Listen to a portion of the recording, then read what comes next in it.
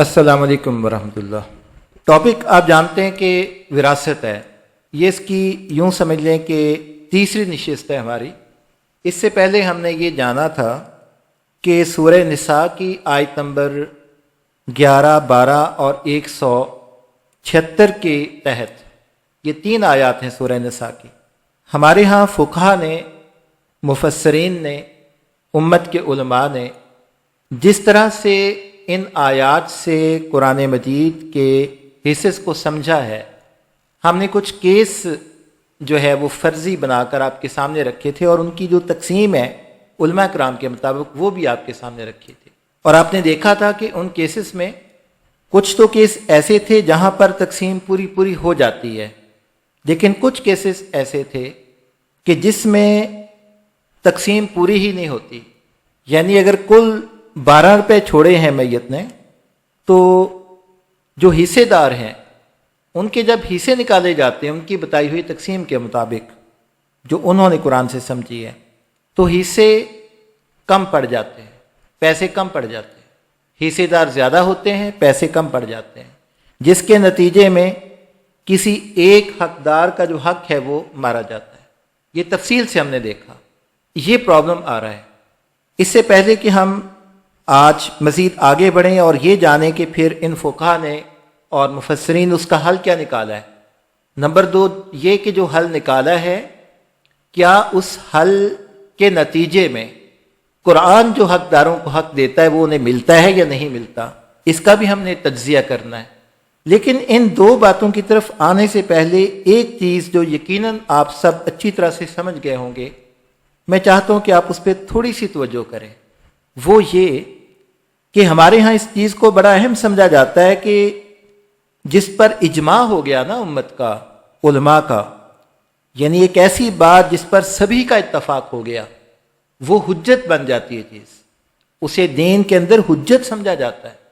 اب چاہے وہ جو اجماع ہوا ہے وہ قرآن کے بالکل خلاف ہی کیوں نہ ہوا، اس کی مثال کے لیے ہمیں دور کیا جانا، یہی جو ہمارا موضوع ہے اسی پر آپ غور کر لینا کہ ایک عورت فوت ہوتی ہے، اس کے والدین ہیں، 2 اس کی بیٹیاں ہیں اور اس کا شوہر ہے۔ ہمارے فقہا، تمام فقہا کی بات کر رہا ہوں یہاں پر میں، امام شافعی، امام مالک، امام احمد بن حنبل اور امام ابو حنیفہ۔ اب پھر یہ صرف فقہا تک محدود نہیں ہے، آگے آپ کسی بھی مفسر کو اٹھا لیں گے یہی بات کرے گا، کسی بھی عالم کو دیکھ لیجئے یہی بات کرے گا۔ یہ پرابلم بن رہا ہے۔ تو وہ جو تقسیم کرتے ہیں اس کے مطابق ہوتا کیا ہے، وہ کہتے ہیں جی قرآن کے مطابق والدین کو تیسرا حصہ ملے گا کل جائیداد میں سے، 1/3، یعنی کل اگر 12 روپے ہے یا 12 لاکھ ہے یا 12 کروڑ ہے، جو بھی آپ فرض کر لیں، ان 12 میں سے تیسرا حصہ نکالیں نا، 3 پہ سے تقسیم کریں تو 4 روپے، یہ 4 پہ چلے جائیں گے والدین کی طرف، یعنی 2 روپے ماں کو مل گئے، 2 روپے باپ کو مل گئے، ایکولی ڈیوائڈ ہو جائیں گے، وہ ایکولی ڈیوائڈ ہو جائیں گے۔ اس کے بعد کہتے ہیں کہ جہاں تک بات ہے بیٹیوں کی، اگر اکیلی بیٹیاں ہوں تو انہیں کل جائیداد کا 2/3 ملتا ہے، 2/3 ملتا ہے۔ 2/3 کا مطلب یہ ہے کہ 8 روپے 12 میں سے، یعنی آپ کل جائیداد 12 کو آپ نے پہلے 3 پہ تقسیم کیا، جو آپ کا آنسر آیا 4 روپے، اس کو پھر جو اوپر ہے شمار کنندہ اس کے ساتھ آپ نے ضرب دی تو یہ 8 روپے بن گئے۔ تو 12 میں سے 4 روپے والدین کا حق تھا، آپ نے وہ ان کو دے دیا۔ 12 میں سے 8 روپے 2/3 کے حساب سے یہ بیٹیوں کا حق تھا جی، آپ نے وہ انہیں دے دیا۔ اب آپ نے حصہ کس کا نکالنا ہے؟ شوہر کا۔ ہمارے علماء کے نزدیک، فقہا کے نزدیک، مفسرین کے نزدیک شوہر کا حصہ کتنا بنتا ہے؟ وہ کہتے ہیں کہ جب اولاد موجود ہو تو پھر شوہر کا حصہ 1/4 بنتا ہے، 1/4، یعنی کل جائیداد کا چوتھا حصہ۔ کل اگر 12 روپے ہے تو آپ اسے 4 پہ تقسیم کریں گے، کتنے آ گئے؟ 3 روپے۔ تو اب شوہر کا حصہ بنتا تھا 3 روپے، لیکن یہاں مصیبت یہ بنی کہ 12 روپے تو کل ہی وہاں پہ خرچ ہو گئے، شوہر کے لیے 1 روپیہ بھی نہیں بچا، شوہر کے لیے 1 روپیہ بھی نہیں بچا۔ یہ پرابلم ہے ہمارے ہاں۔ اس سے آپ اندازہ لگا لیں کہ یہ وہ بات ہے جس پر اجماع ہے، اس کو آپ یوں ہی مت جائیے گا یہاں سے گزر کے۔ یہ اگر چیز ہماری سمجھ میں آ گئی تو بہت بڑا مسئلہ انشاءاللہ حل ہو جائے گا۔ یہ جو ایک خوف ہے نا ہمارے ذہنوں میں ڈالا گیا ہے مذہب کے حوالے سے، غلطی ہماری بھی ہے کہ ہمیں فرصت نہیں کہ ہم قرآن کھول کے اس پہ کبھی غور کریں۔ میں معذرت کے ساتھ کہہ رہا ہوں، ناراض کوئی نہ ہو آپ میں سے، آپ کی بات میں تھوڑی کر رہا ہوں، آپ تو ماشاءاللہ سبھی پڑھنے والے ہیں۔ ہمارے پاس ٹائم نہیں ہے قرآن کے لیے۔ جب ہم اللہ کی وحی سے خود کو نہیں جوڑیں گے، متعلق نہیں کریں گے، اس پر قناعت نہیں کریں گے، اکتفا نہیں کریں گے، اسے کافی و شافی نہیں مانیں گے، جب اور ہم نے بس جمعے کے لیے جانا ہے نہا دھو کے مولوی صاحب کی تقریر سننے کے لیے، وہ جو بھی دین آپ کو وضع کر کے دے رہا ہے ہم نے وہ تھوڑا بہت سنا، جلدی سے نماز پڑھی اور پھر گھر بھاگ آئے، اتنا کام ہے۔ کچھ ہمارے ایسے پکے مومن ہوتے ہیں انہوں نے صرف عیدین پہ جانا ہوتا ہے، اور اگر کبھی کوئی دل کیا بھی تو جب شام کو گھر آئے واپس، آج کل کی اگر ہم روٹین دیکھیں تو شارٹ ویڈیوز دیکھ لیں یا ٹک ٹاک دیکھ لی، اس کے اوپر اگر کوئی مذہبی بات آ گئی کہ یہ پڑھنے سے اتنا ثواب ملتا ہے وہ سن لیا۔ وہ قرآن جو ہمارے گھر میں موجود ہے، ہر مسلمان کے گھر میں موجود ہے، وہ کتنا ہی غریب کیوں نہ ہو، قرآن بہرحال اس کے گھر میں ہوتا ہے، لیکن ہوتا ایک ایسی زبان میں ہے جس کو ہم نہیں جانتے۔ وہ سیکھی جاتی ہے، بچوں کو زبردستی سکھائی جاتی ہے، بچہ بھی بمشکل 4 سال کا 5 سال کا ہوتا ہے، تو روٹین ہے ہمارے ہاں کہ اسے مسجد بھیجنا ہے تاکہ وہ عربی سیکھ لے۔ بہت اچھی بات ہے، میں اس کے خلاف تو نہیں ہوں۔ اب اس نے 6-7 سال کی عمر میں، 8 سال کی عمر میں، یعنی ابھی وہ اسکول جا رہا ہے، ادھر سے وہ یسن القرآن یا نور القرآن بھی پڑھ رہا ہے ساتھ ساتھ، نورانی قاعدہ۔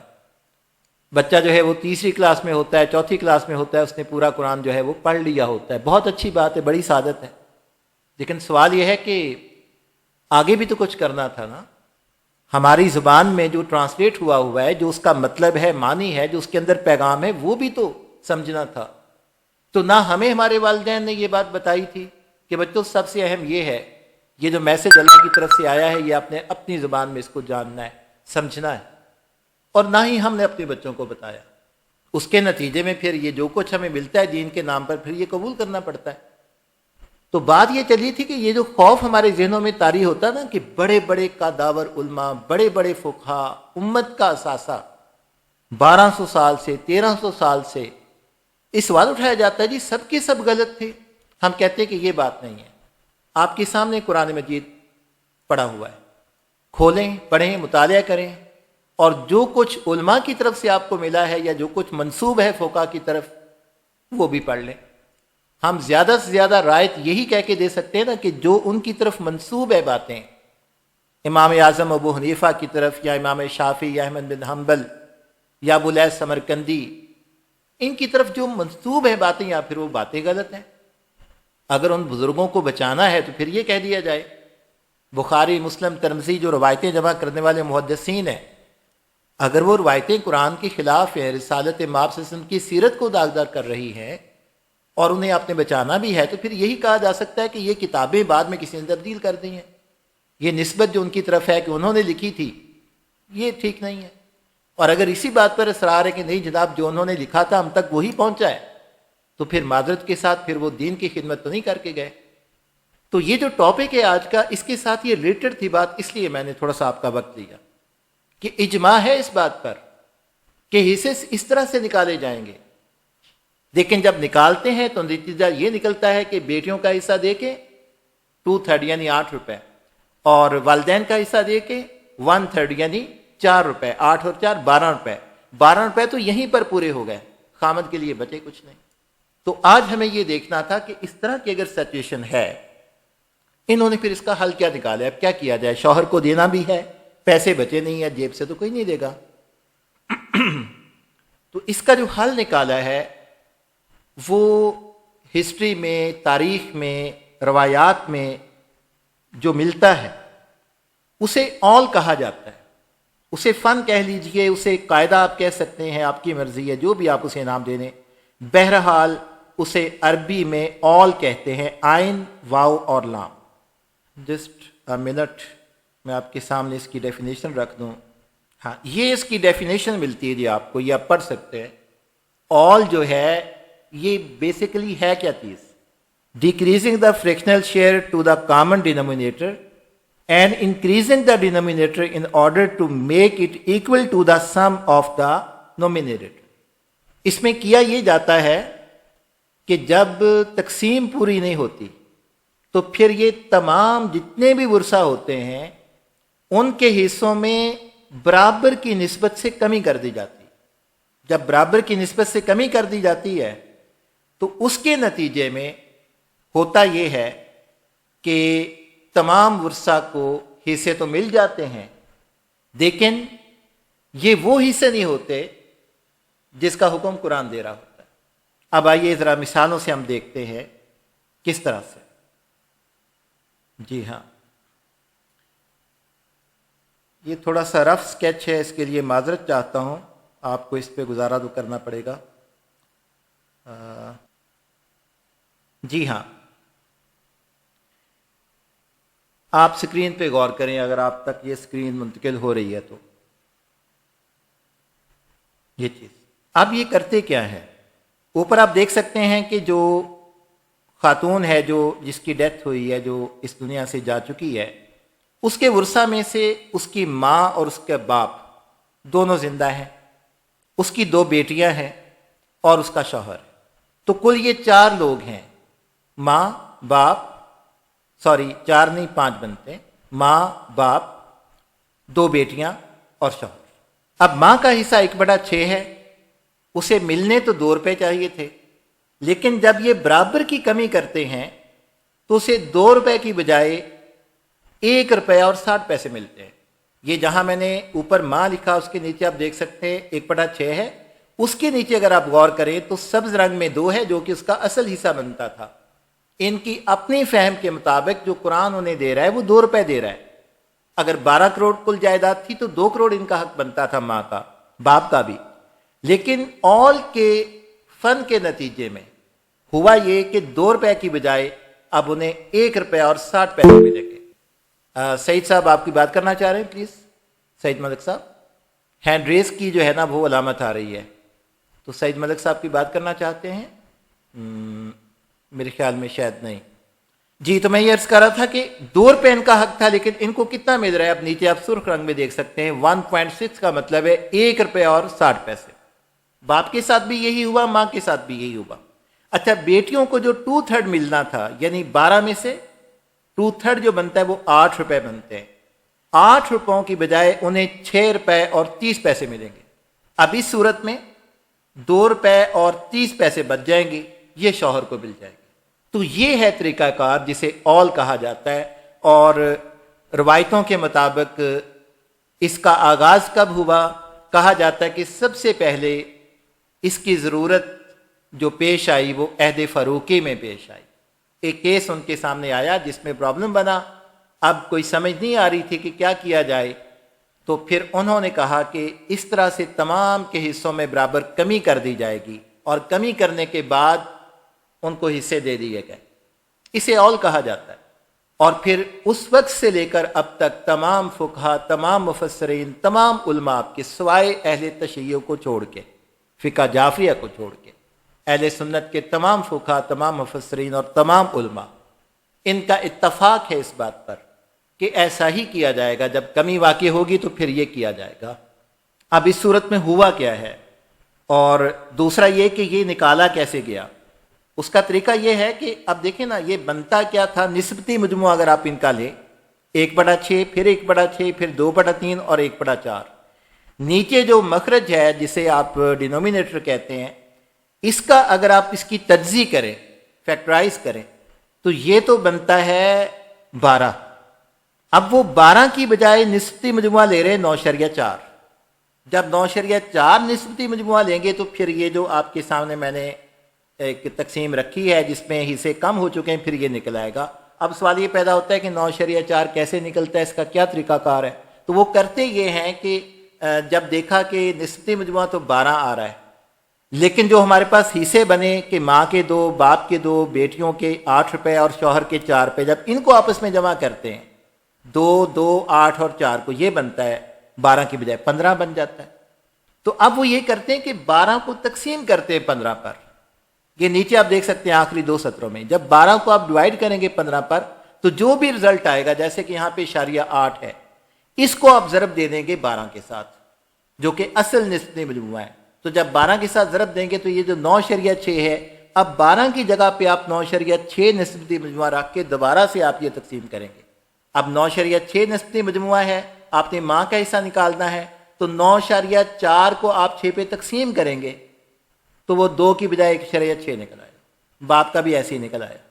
بیٹیوں کا نکالنا ہے تو 9.4 کو پہلے 3 پہ تقسیم کریں گے, پھر 2 کے ساتھ ضرب دے دیں گے. وہ آنا تو 8 تھا لیکن اب 6 روپے اور 30 پیسے آ جائیں گے. اسی طرح سے شوہر کا حصہ نکالنا ہے. 9.4 کو جب آپ 4 پہ تقسیم کریں گے, آنا تو 4 تھا, اس کا جو حق ہے وہ بنتا ہے 3 روپے اس کا بنتا ہے معذرت, لیکن اب 2 روپے اور 30 پیسے بنیں گے. یہ ہوا. یعنی اب اگر یہاں پر میں آپ کے سامنے رکھوں یہی سچویشن تو کچھ ایزی ہو جائے گی میرے خیال میں بات. میں کوشش کرتا ہوں. بالکل یہ جو سچویشن میں نے آپ کے سامنے رکھی نا, اس کو آپ نے سمجھ لیا. اب ایک دوسری سچویشن ہم نے دیکھی تھی پچھلی نشست میں. اس میں یہ تھا کہ عورت فوت ہوتی ہے, اس کی 2 سگی بہنیں ہیں, ماں زندہ ہے اور اس کا شوہر زندہ ہے. یہ کیس تھا ہمارے سامنے. مدر ہے, فل سسٹرز ہے اور اس کا ہسبینڈ ہے. اچھا, ایسی سچویشن میں جو بہنیں ہیں ان کو ملنا تھا 2/3, 2/3, یعنی 12 میں سے وہی 8 روپے. 66.66% انہیں ملنا تھا. اور انہیں ملا کتنا ہے فل سسٹرز کو؟ انہیں 8 روپے کی بجائے کمی کر کے آل کے تحت انہیں 6 روپے دیے جائیں گے. حق تھا ان کا 8 روپے, ادا کتنے کیے جائیں گے؟ 6 روپے دیے جائیں گے. اسی طرح سے ہم آگے چلتے ہیں. ماں جو ہے اس کا حصہ 2 روپے بنتا تھا, یعنی چھٹا حصہ, 12 میں سے چھٹا حصہ 1/6 بنتے اس کے 2 روپے تھے. لیکن آل کا جو فن ہے اس کے تحت اب اس کو کتنے ملیں گے؟ 1.5 روپیہ اس کو ملے گا, یعنی 12.5% اب اس کو ملیں گے, جبکہ اس کا جو حق تھا وہ 16.66% تھا. یہ ہوا ہے اس میں. اور جو ہسبینڈ ہے اس کو کتنے ملیں گے؟ کہا جاتا ہے کہ جو انہوں نے قرآن سے سمجھا کہ جب اولاد موجود نہ ہو, بیوی فوت ہو جائے اور اولاد موجود نہ ہو بیوی کی, تو پھر ہسبینڈ کو بیوی کی جائیداد کا آدھا ملتا ہے. یعنی 12 روپے میں سے ہسبینڈ کا کتنا تھا؟ 6 روپے تھا. لیکن اب بیچارے کو 4.5 روپے ملیں گے, یعنی 4 روپے اور 50 پیسے, 4.5 روپے. اگر وہ 12 کروڑ چھوڑ کر گئی ہے تو 6 کروڑ کی بجائے سے 4 کروڑ اور 50 لاکھ پہ گزارا کرنا ہوگا. یہ ہے آل. اب آئیے قرآن مجید کی جانب. بقیہ جو وقت ہے اس میں ہمارے پاس 20 منٹ ہیں, تو 20 منٹ میں جتنا آج ہو سکا انشاءاللہ ہم کیئرفلی ان آیات کا مطالعہ کرتے ہیں اور دیکھتے ہیں کہ اصل سچویشن کیا ہے. لیکن اس سے پہلے میں چاہتا ہوں کہ ایک نظر ڈال لی جائے. ایک منٹ مجھے دیجیے, میں معذرت چاہتا ہوں. چلیں آ جائے آپ. سورۃ نساء میں آئے ہم. سورۃ نساء کی آیت نمبر 11 سے ہم غور کریں گے.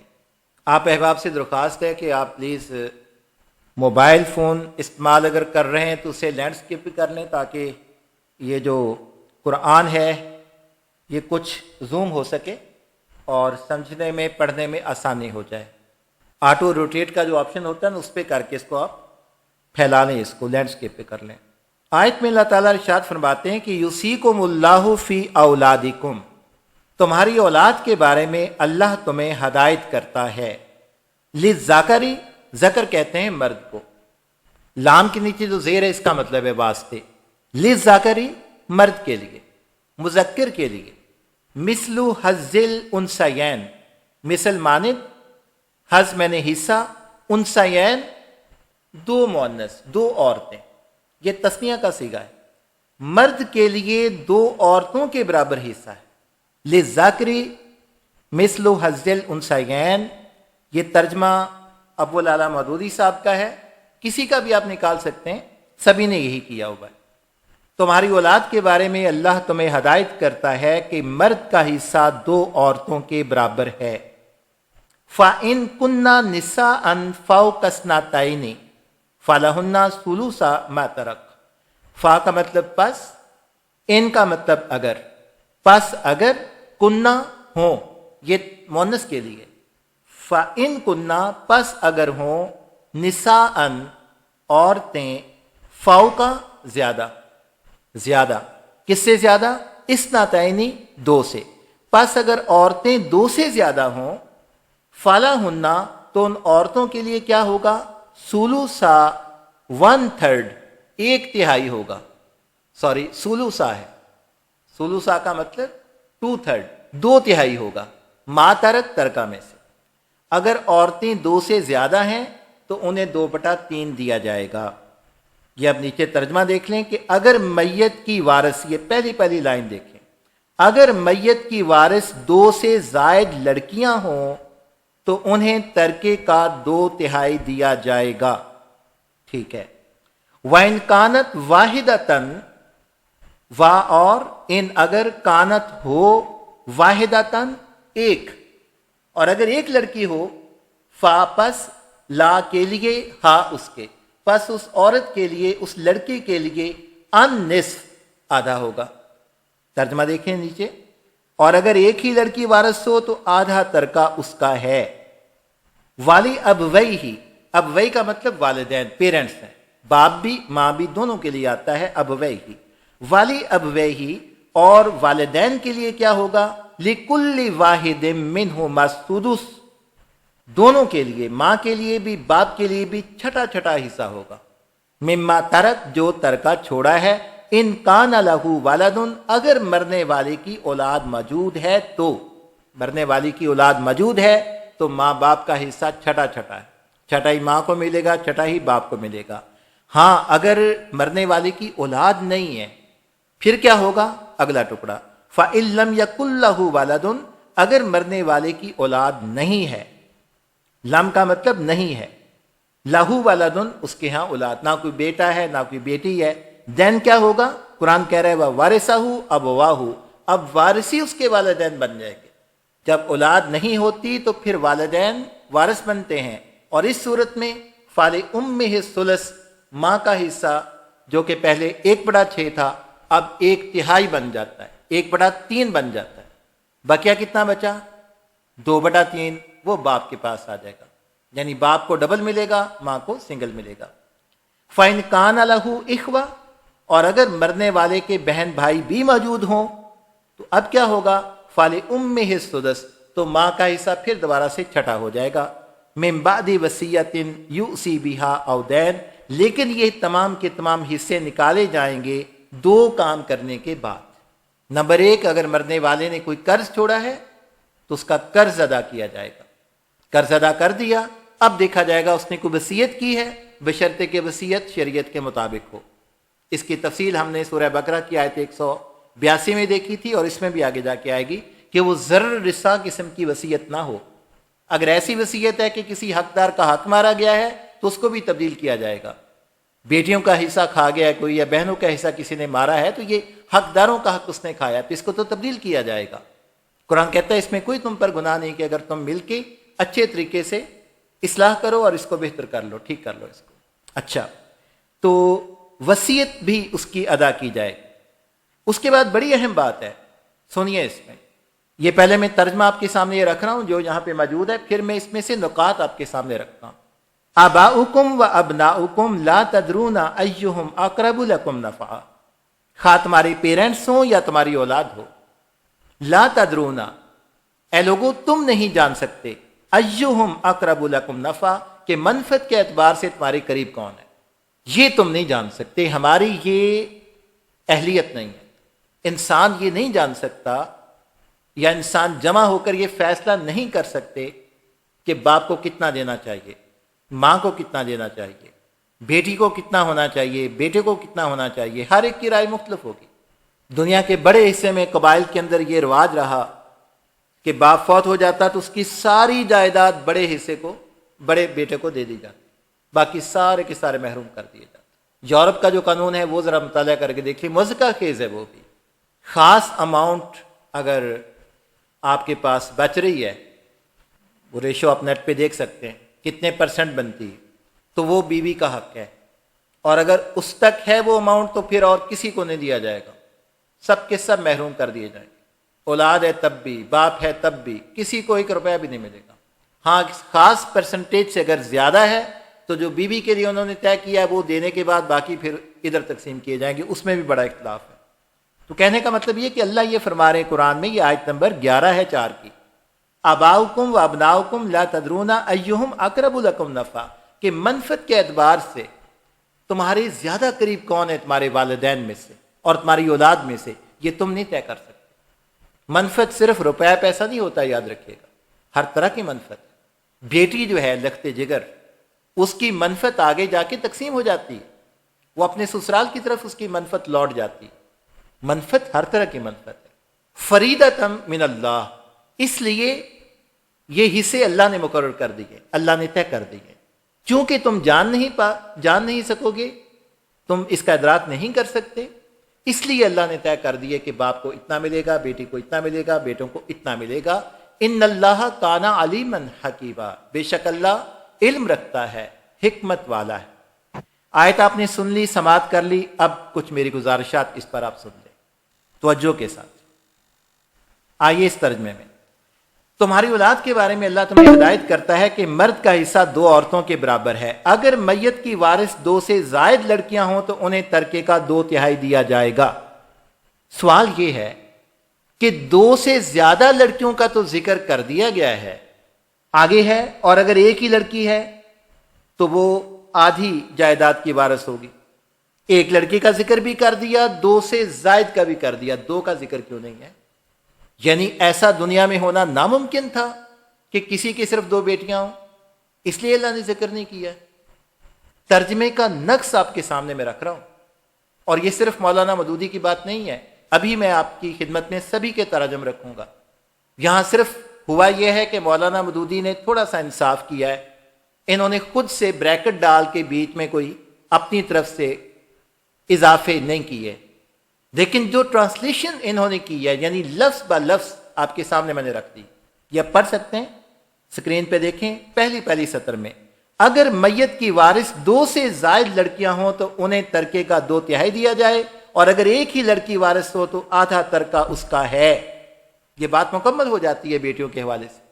یہاں پہ 2 کیس ڈسکس ہو رہے ہیں بھائی، ایک بیٹی ہے تو اس کا بتا دیا ہے، آدھی جائیداد اس کی ہے، 2 سے زیادہ ہیں تو اس کا بتا دیا ہے کہ 2/3 ان کا ہے، 2/3 یعنی 12 میں سے 8 روپے۔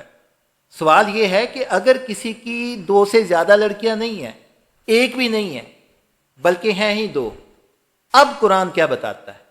اگر یہ خود سے طے کریں گے، خود سے کوئی نہ کوئی حل نکالیں گے، اللہ نے تو اس کی ممانت کر دی اسی کے آخری ٹکڑے میں۔ یہ پڑھیے نیچے کیا لکھا ہوا ہے، تم نہیں جانتے تمہارے ماں باپ اور تمہاری اولاد میں سے کون بالحاظ نفع تم سے قریب تر ہے، یہ اسے اللہ نے مقرر کر دی ہے۔ اللہ تو یہ کہہ کے روک رہا ہے کہ تم یہ جان نہیں سکتے، اس لیے ہم نے مقرر کی ہے، اور جو ترجمانی کی گئی ہے اللہ کی وحی کی، اس کے مطابق بات ابھی شروع ہو رہی ہے، حصص ابھی بیان کیے جا رہے ہیں، وراثت کا بھی آغاز ہو رہا ہے، اور اسی میں اتنی بڑی جو ہے وہ جھول موجود ہے۔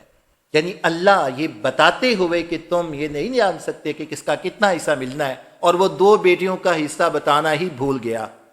یہ ہے المیہ، اس پہ جتنا سوچ لیں، جتنا غور کر لیں کیجئے، لیکن ایک میں آپ کو بتا رہا ہوں پوری گارنٹی کے ساتھ، پوری ضمانت کے ساتھ، کہ اگر آپ نے سوچنا شروع کر دیا، عقل استعمال کرنا شروع کر دی، تو آپ بڑی جلدی جان جائیں گے کہ یہ سوائے ایک ہوے کے ڈرامے بازی کے اور کچھ نہیں ہے جو آپ کو دیا گیا ہے۔ یہ بڑی بڑی آپ کی تفسیریں جن کے بوجھ سے شاید اونٹوں کی جان نکل جائے، کسی مسجد میں چل جائیں، اس کے ساتھ اٹیچ جو لائبریری ہے، اس کی تقریباً 4 دیواریں بھری ہوئی ہوتی ہیں رنگ برنگی تفاسیر کے ساتھ، عربی کی بھاری بھاری کتابوں کے ساتھ، فقہ کی کتابوں کے ساتھ۔ بندہ دیکھتا ہے تو اس کا منہ کھلے کا کھلا رہ جاتا ہے، اور آگے ایک امام باندھا، ایک لمبی سی داڑھی والی شخصیت وہاں موجود ہوتی ہے۔ آپ کا یہ اس کے بارے میں حسن ظن ہوتا ہے کہ سارا کچھ اس نے پڑھا ہوا ہے، اس نے خاک بھی نہیں پڑھا ہوا ہوتا۔ آپ ان لائبریری کے اندر ذرا گھسیں، 2-4 کتابیں اٹھا کر دیکھیں، کھولیں گے تو ان کے پیجز آپس میں جڑے ہوئے ہوں گے۔ یہ نشانی ہے کہ اس نے ابھی ان پیجز کو الگ بھی نہیں کیا، 2 پیجز جہاں چپکے ہوئے وہیں چپکے ہوئے۔ یہ صرف ایک روب ہوتا ہے، اور جو ان بکس کے اندر ہے اگر آپ ان کو جھانک لیں، دیکھ لیں، تو یہی ملے گا جو آپ کے سامنے میں نے رکھا ہے۔ یہ مولانا مودودی آپ کے خیال میں کوئی چھوٹا موٹا مولوی تھا کسی مسجد کا، کسی گاؤں کا؟ یہ جماعت اسلامی کے ہیڈ ہیں، ان کی جو تفسیر ہے 6 جلدوں میں، تفہیم القرآن اس کی عربی میں ٹرانسلیشن ہوئی ہے. آپ حیران نہیں ہو رہے؟